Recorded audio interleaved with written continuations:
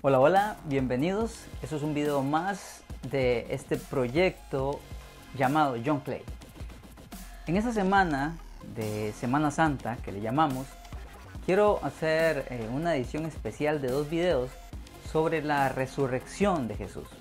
Así que le pido que nos acompañe y que comparta también estos videos que sé que van a edificar mucho su vida. Acompáñame.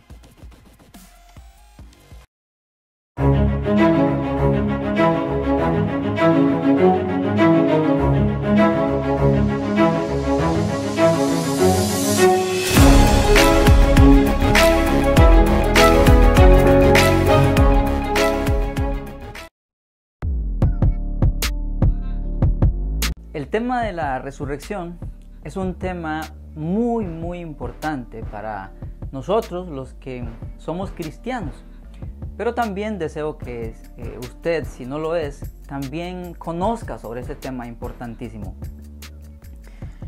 ¿Por qué este tema? Quiero leer 6 puntos que nos dicen qué pasaría si la resurrección no fuera algo cierto. Número 1. Si no fuera cierta la resurrección, toda la predicación del Evangelio ha sido, es y siempre sería totalmente inútil. Número 2. Toda la fe pasada, presente y futura es inútil. Número 3. Todos los predicadores se convierten en grandes mentirosos. Número 4. Todos los cristianos vivos siguen en sus pecados. Número 5. Todos los cristianos muertos están en el infierno. Y número 6. Queda destruida toda razón y todo propósito para la vida misma. Si la resurrección no fuera un evento cierto, si la resurrección de Jesucristo no fuera un evento verdadero, estos 6 puntos que acabo de decir serían la triste realidad del cristianismo, así como lo oye. Así que, entendiendo la importancia de la resurrección de Jesús, es por ese motivo que deseo hablarte de este tema en este y en otro video. Ahora, ¿qué es la resurrección? La resurrección como tal es un hecho que habla de que un muerto, después de haber sido catalogado como tal, vuelve a la vida. Esa es la resurrección como tal. Cuando hablamos de la resurrección, vemos varios casos en la Biblia, tanto en el Antiguo como en el Nuevo Testamento, y yo he sacado unos cuantos. Hay más, pero he sacado unos cuantos. Uno de ellos es, lo tenemos en 2 de Reyes 4:35, y es el caso del hijo de la tsunamita que Eliseo resucita. Ese es el primer caso que quiero nombrar como ejemplo. Tenemos otro caso de resurrección en 2 de Reyes 13:21, y es el caso de un muerto que cuando por accidente cae y toca los huesos de Eliseo, que ya había muerto hace bastante tiempo, cuenta ahí la Biblia en 2 de Reyes 13:21 que ese muerto resucitó con tocar el cuerpo de aquel hombre ungido de Dios. Ahora nos pasamos al Nuevo Testamento. Tenemos el caso de Lázaro, que fue resucitado por el Señor después de 4 días de estar muerto. Eso está en Juan 11, 43 al 44. Tenemos otro caso en Lucas 7, del 14 al 15, de una mujer viuda que tenía a su hijo, acababa de morir, ya lo llevaban en el ataúd, y el Señor Jesús tuvo tanta compasión de ella al verla sola, que dice que tocó el ataúd, le habló al joven y resucitó. Así que hay más casos, pero estos 4 casos lo vemos tanto en el Antiguo como en el Nuevo Testamento, que la resurrección como tal, que es revivir a alguien que está muerto, es algo que ya se ha dado, que vemos en la Biblia. Pero todas estas personas que resucitaron volvieron a morir. Ellos resucitaron, pero siguieron teniendo su mismo cuerpo, un cuerpo de carne, y eventualmente murieron. Pero la resurrección de la que yo quiero hablarte es de la resurrección de Jesús. Y esta sí es una resurrección completamente diferente.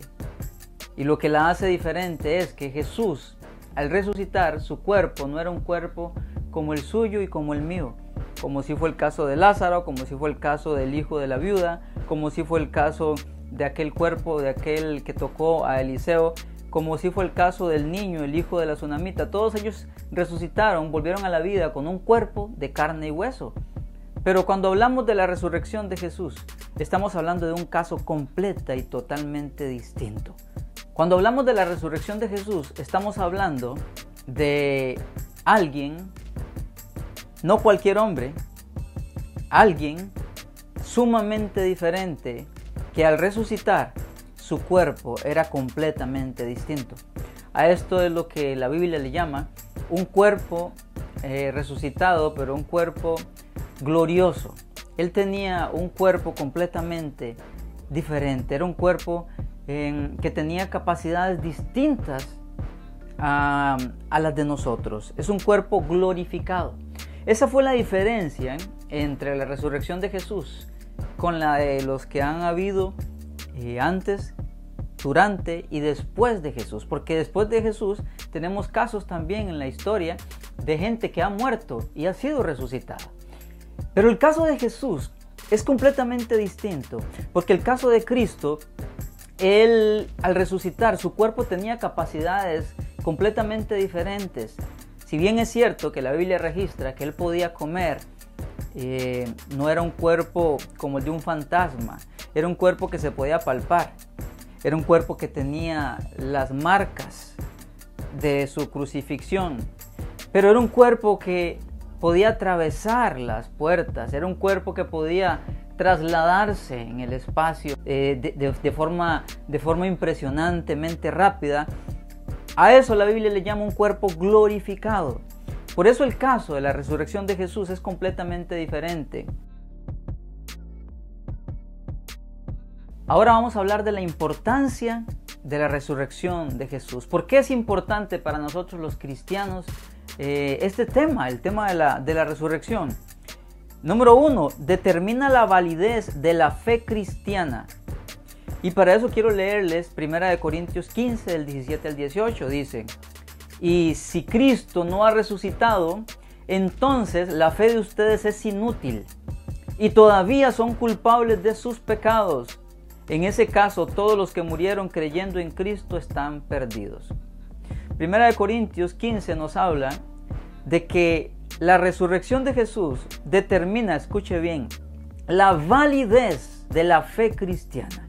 En otras palabras, si Cristo no resucitó, vana es nuestra fe y seríamos gente completamente ilusa. Ahora sí, como dicen los enemigos de la fe, seríamos gente completamente ilusa, gente perdida, gente digna de lástima. Así de importante es la resurrección de Jesús.